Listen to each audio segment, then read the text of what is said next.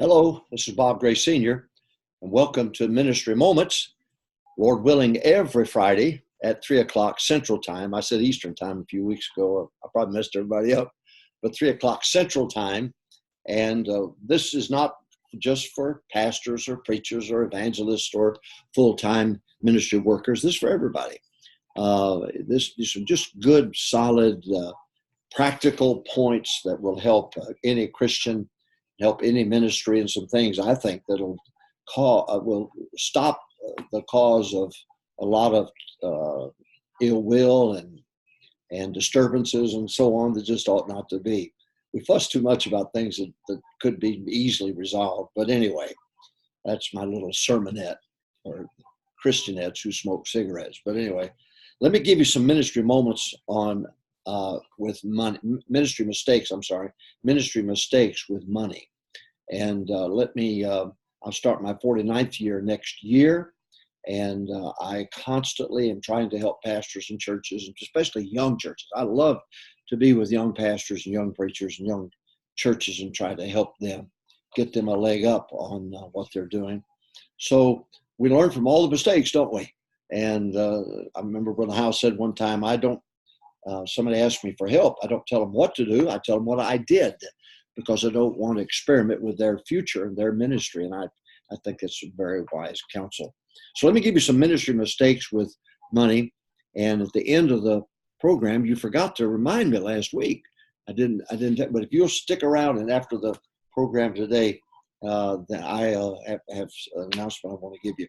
So ministry mistakes with money. Are you ready, boys and girls? Here we go. Number one, no voted on budget.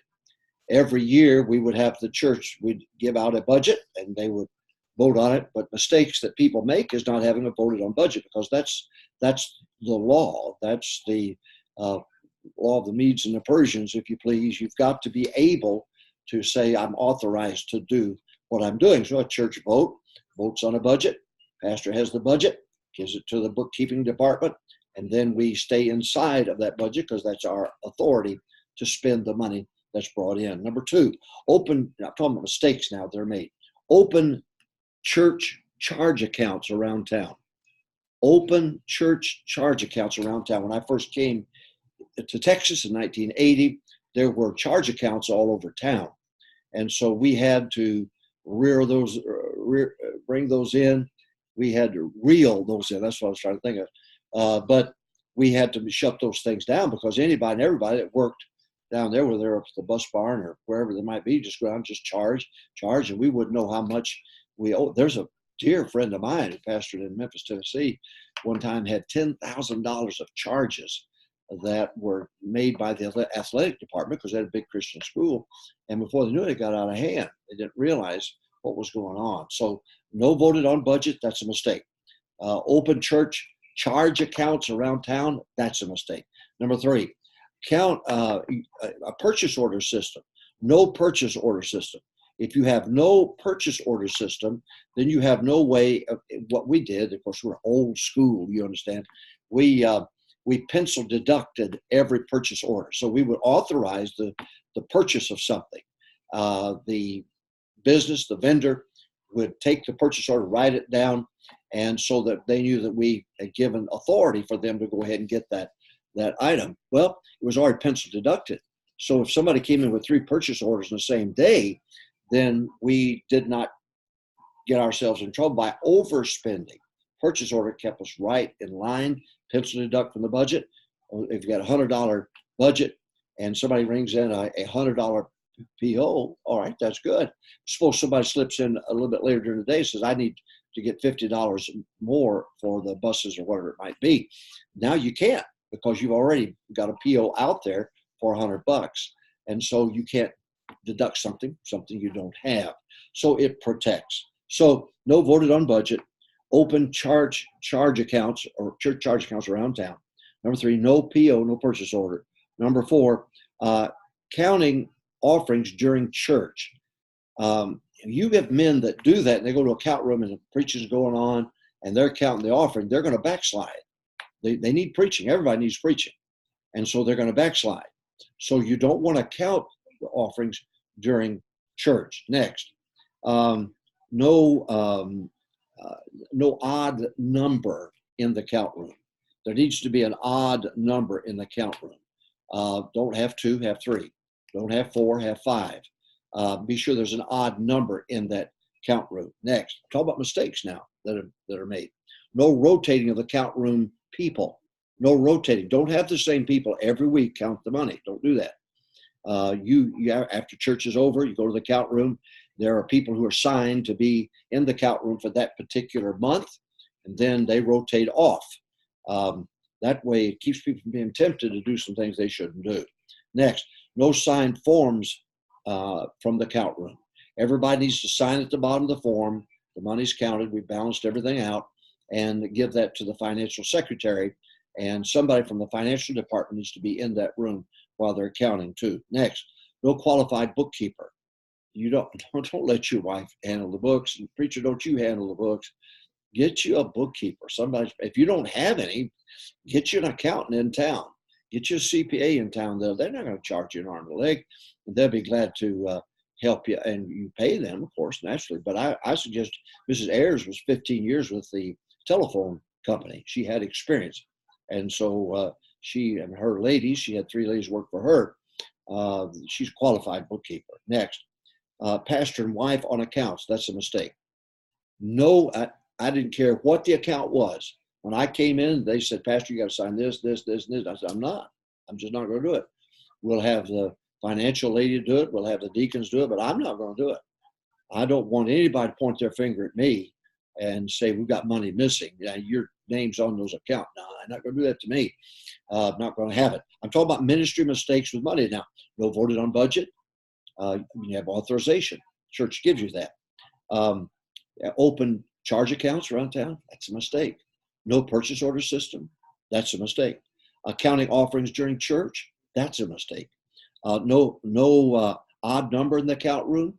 That's a mistake. Don't have 2, have 3. Don't have 4, have 5. Odd number. No rotating the count room every month. Rotate them out. Put somebody new in there to keep from being tempted to do something they shouldn't do. No signed forms of the count room. Everybody in that count room needs to sign out that they were there through the whole process. No qualified bookkeeper. You've got to have somebody that understands books and keeping of books. And maybe they're not an accountant, but a good bookkeeper will make a difference. If you don't have, get you a CPA outside of the church. Pastor and wife on accounts. That's a big mistake. You don't want to put yourself in a position where they're pointing a finger at you and say you've mishandled money. You can't. If you're not on it, you can't mishandle it. No dual signatures in the account room. On checks. No dual signatures on checks. Anytime you have a surplus account, that money's put in there. A check is drawn from that to meet the budget, so that every week surplus goes up and down like that, but the budget, the operating budget, stays the same. And so no dual signatures on checks. Now, when the checks are written from the operating expense, you've got to have dual signatures. That way, not one person runs it. We've got 2. That's for safety. That's to protect you. No prepayment on mortgages. That's a mistake. You can reduce your mortgage. We started out $1 a head. That's how we started out. And every Friday a check was written. It was deducted from the principal. Well, that cuts the interest down. We got it up to $2,000 a week one time, cutting it down. Do you realize how much that money that saves in interest that you pay? And it cuts the length of the mortgage from 15 years down to 7 if you do it right. You can amortize your debt. There are programs you can get to show if I put in $100 a week, take it off the principal, what will that do to the length of the mortgage, and what will it do to the interest paid to the bank? So I would make sure I amortize my debt so that I could prepay, put some money in there every week, and oh my goodness, it'll make all the difference in the world. I'm not suggesting you be debt free. Never. We need to be challenged all the time, but it should never be over 25% of your budget for debt retirement. Well, I hope it helped. I'll see you again on Friday, and 3:00 each Friday, Lord willing, Central Time, Ministry Moments. And I have some wonderful news for you. I've got a new book coming out, The Lost Commandment, and I'll give you a special on that as soon as we hear from the printers and the publishers, Berean Publications. By the way, that's the place to go to get books, BereanPublications.com. That's the place to go. And so you just hang tight, and I'll give you some word on it and give you a chance to pre-order that book, The Lost Commandment. It is a great book, and it'll be of tremendous help to you. Now, have a great weekend of soul winning.